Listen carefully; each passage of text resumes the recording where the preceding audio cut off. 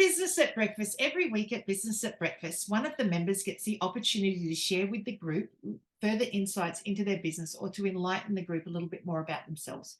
The members can use the time to problem solve or seek assistance or advice from the group as a collective. The time is theirs to use however they would like. Today we have the wonderful Sabrina Savachiong from your administration services as our speaker today. I'm really excited to have you in as our speaker today, Sabrina. I have known you for quite some time from networking events, from here and over at Be Connected World. And it is exciting to get you in. You're one of those ones that seems to have flown under the radar a fair bit as far as speaking about what it is that you do. And well, you've been caught out by me, so therefore it's your turn and I'm super excited. So Sabrina is from your administration services. She lives in Melbourne and she specializes in being a virtual assistant for small business owners. The services she offers is administration, customer service, and some reception work as well. One of her main clients settle in the allied health section, which is things like chiropractors, acupuncturists, masseuses. So think of that in the health space is who she helps most of the time. But that's not to say that she can't get information to find out more about what she does, and she may be helpful to anyone that comes out networking as well. So from that, Sabrina, I'm going to let you take it away. You have up to 8 minutes. I'll do this when it's time, but I'm not going to officially cut you off. It's up to you to wrap it up, and then we'll be able to have questions. If you happen to speak less than 8 minutes, we'll just have more time for questions. And with that, you can take it away. Thank you for that, Misty. Hello, everyone. So as Misty already introduced me, my name is Sabrina Savachiong. And as I introduced myself before as well, my business is called You Administration Services. Now, a lot of people ask me, why did I become a virtual administrator? So today I'm going to talk about a little bit about my history and what inspired me and how I help people on their journey. So first of all, like most of us, I was doing the 9-to-5 grind for almost over 20 years. I was just not tired. I was exhausted, giving me too little to no time with my young family. This did not include the traveling time I had to do as well. So getting up at 6 o'clock in the morning, getting the child ready for daycare and everything else. And some nights I wouldn't come home till 7:30 at night. I was just done. In all my wisdom at the time, I decided to enroll in a course, Diploma of Business Administration, to upskill my knowledge. While I was busy studying, one day, again, all my wisdom, as we all do, have a bit of a whinge to the hairdresser. She inspired me to look into virtual administration. Never heard of the term before. Thought to myself, all right, I'm going to look this up tonight. I felt so inspired and sold the idea to my husband. Within 2 days, I resigned and enrolled into another course at the VA Institute of Australia, and so began my journey. They assisted in setting up a basic website, how to go about getting your ABN, your business account, and all that sort of stuff. So I get usually asked, well, what exactly is a virtual administrator? A virtual administrator is an independent contractor, not an employee. We only work remotely and not in the office with the client, alleviating all the overhead costs associated with an employee. Why hire a virtual administrator? Well, for me, you only pay for the fees I work for. You are not responsible for the employee-related taxes, superannuation, holiday pay, leave loading, sick pay, or any of the other benefits. I work from my home office already set up with everything with a PC and good internet. Flexibility. I really needed that flexibility. So VAs don't just work standard business hours. However, I only choose to work from 9 a.m. to 3 p.m. Monday to Friday, which gives me the opportunity to pick up my son from school and drop him off in the morning. And if he has got after school curriculum activity, he's able to do that now, which is before in the 9-to-5 grind, you weren't able to. I had a lot of transferable skills that I could use in assisting other clients.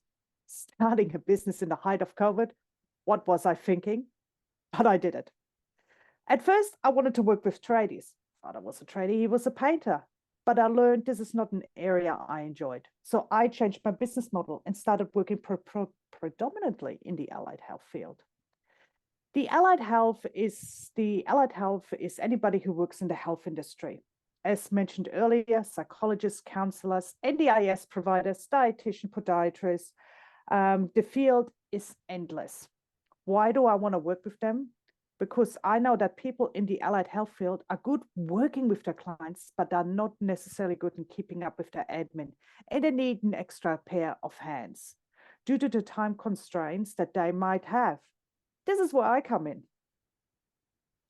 By alleviating the admin side of things, the allied health professional is able to concentrate on providing the best service to their client.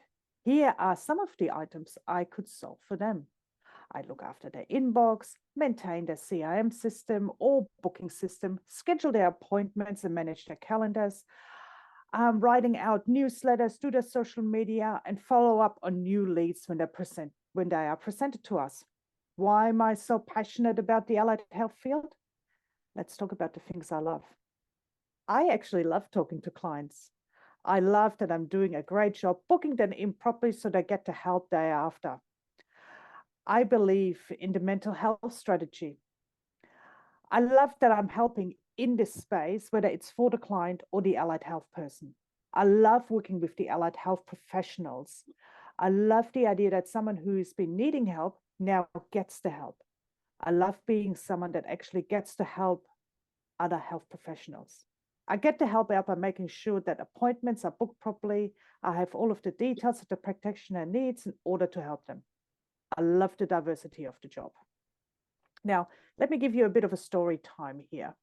So one of my clients came to me, had nothing set up, worked in a doctor's surgery for 45 years and just wanted to go out on his own now. So I said to him, all right, what have you got set up?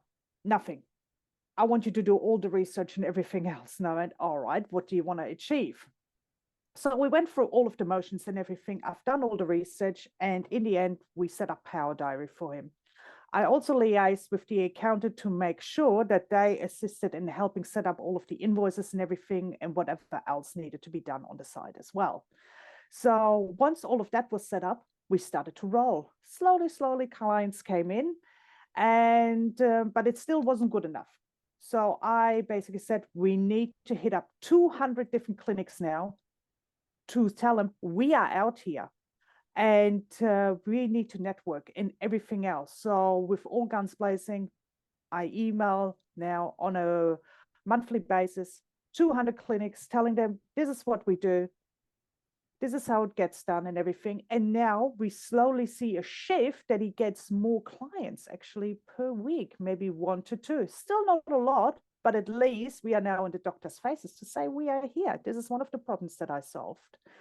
With another client, I had to consolidate basically, you could say, not so much the accounts, but basically the administration, the way things were actually set up, because everything was set up in one business name, and then somehow things got skewed and things where he was still under the same company name, but somewhere along the line, somebody set it up with an incorrect name. So I assisted with that to make sure that everything was under the one banner. So when you actually went into the portal, you didn't have to go into 2 separate accounts. You can just see everything where everything was at. And that was mainly to do with electricity and gas and that sort of stuff. And that was for one of the clients that I recently worked for. How do we assist clients? Well, some of them are not extremely tech savvy.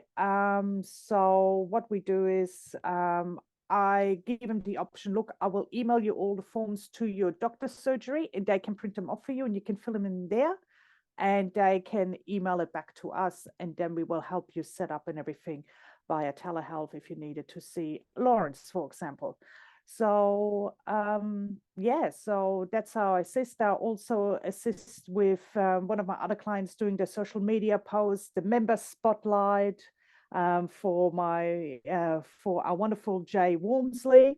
I help him as well. So there are lots of different options. So if you think I can assist your business or you know somebody else besides the allied health field, I'm more than willing to have a chat to them and just see what I can actually assist them with. So there you go, Sabrina from your administration services. Excellent. Well done, Sabrina. Smack on 8 minutes. You did excellent. Well done. Thank you.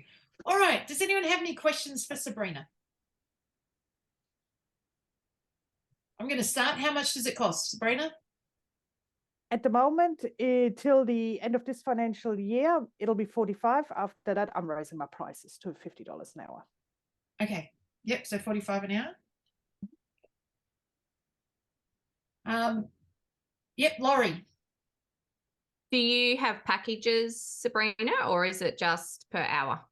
Now, I do have packages depending on what your actual needs are. Do you just need 5 hours a month, or do you need 5 hours a week? Or I wouldn't give more than one client at this point, because I'm a sole trader, 15 hours a week. Yeah. Unless you just wanted to, but that's something that can be discussed. But I do have packages. Yes. Linda Joy. So, Sabrina, do you outsource any of the tasks? Not at the moment, because I've got plenty of availability. But if there is something that I am unable to assist with, I know other VAs within the industry who I'm in regular contact with, I would be able to outsource that to them. Nice one. Excellent. Anyone else got some questions for Sabrina? Yep, Carla. Sabrina, do you how do your contracts work? Do you have to commit to a certain amount of hours per month, or does it really depend on, like, can you do it ad hoc? You can definitely do it ad hoc. Yeah, so it depends on each individual needs. I had one client who was bare minimum 15 hours a month, and that was it. If it went over that, then it would just be added on to the actual invoice, but that was a very extreme rarity. But if you just wanted to do ad hoc of, say, 3 hours a week or 5 hours a week, that's fine. That can be worked on. Okay, amazing. Excellent. Any more questions from Sabrina, for Sabrina? You've given us a lot to think about, Sabrina. She's really nice to hear. You were so in flow, and I was really enjoying hearing you, really enjoying talking about this, and we get to see you in your natural state of this that you love. So I was really enjoying that in the way that you were speaking. I could feel the love of what you do come out to everybody in the room.